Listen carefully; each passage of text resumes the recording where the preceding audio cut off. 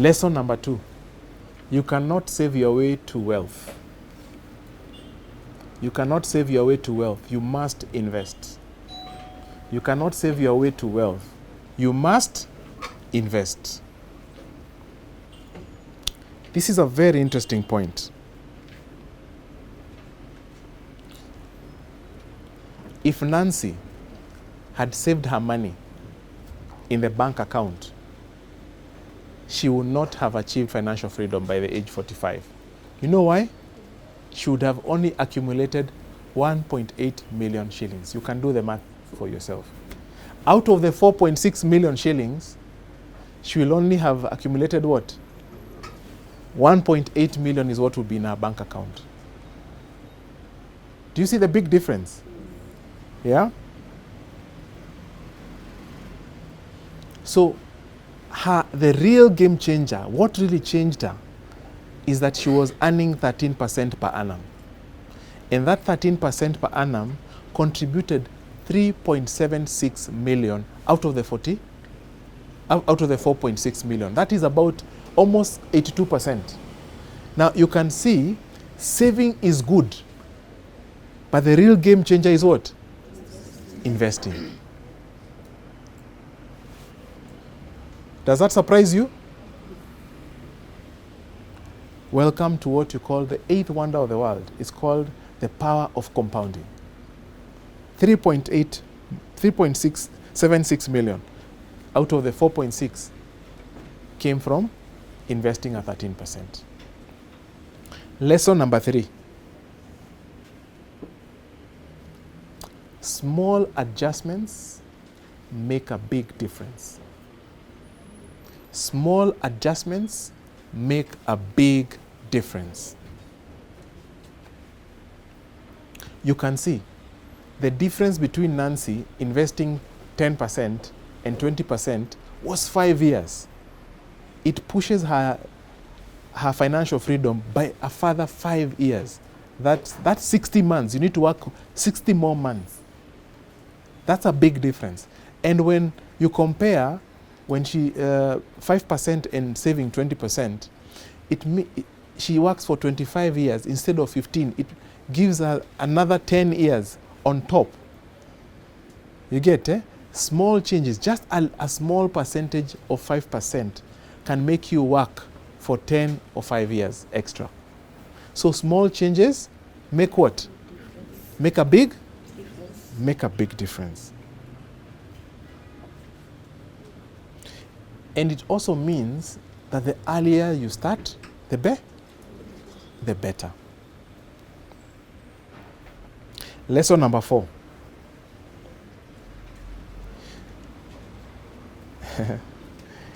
If you only rely on your paycheck, you will work forever. If you only rely on your paycheck, you will work forever. If Nancy chooses to save 0%, it is guaranteed today she will work forever. She will work until she dies. There is no hope for financial freedom. We can say it today with certainty.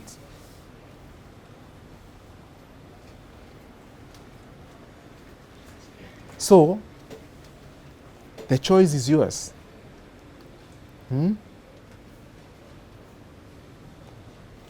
At 5% saving, Sarah reaches financial freedom at 55, when most people are still worried about retirement. So even the 5%, it takes her to the very edge of retirement. So she will just be getting financial freedom when she's supposed to retire. Isn't it? This is why many professionals stay trapped in jobs they hate. They rely on salaries instead of building cash-generating assets. Now, I want to emphasize something. What is an asset? I'm in the midst of accountants. What is an asset? Who can volunteer? What's an asset? You can say anything that can generate you income. Anything. An asset is anything that put cash flows in your,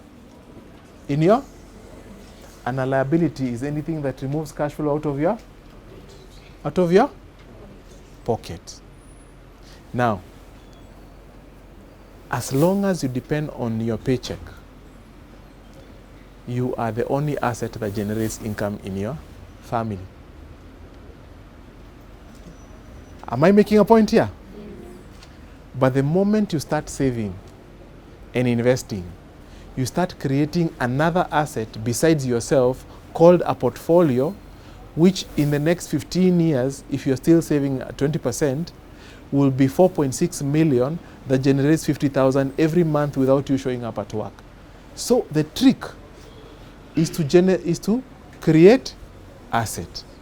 And the reason why many of us as professionals are trapped in paycheck cycle is because we are the only assets that generate what? Cash flows. Are we together? So, create another asset besides yourself to generate cash flows.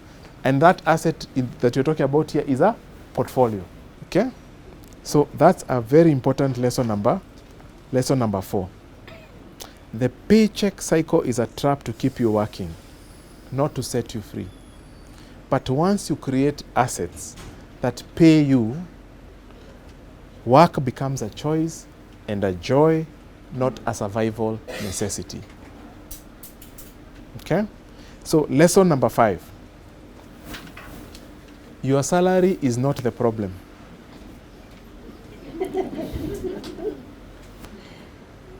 Your choices are the problem. Your salary is not the problem. Thank you, Gideon, for giving us work. Thank you for giving us salary. The salary is not the problem. My choices are the problem. If Nancy earns only 50,000 per month, yet we've illustrated she can build lasting wealth. That shows today she earns 50,000, but she can still generate lasting wealth. It tells us something. Financial freedom is not about how much you earn. Financial freedom is about the choices we make with what you have. Okay? There is somebody who earns 1 million shillings, 10 million shillings a month, but they are spending 10 million a month. They are still in the same paycheck cycle like all of us. Isn't it? So we can see that Nancy, even though she just earns 50,000 bob, there is hope for her to actually create lasting wealth. And that's the message to all of us. None of us has an excuse. All of us can create lasting wealth. And lasting wealth is what? Let me see if people are following me. Yeah? It's when money flows into your bank account, like a paycheck, even when you don't show up at, isn't it? Lasting wealth.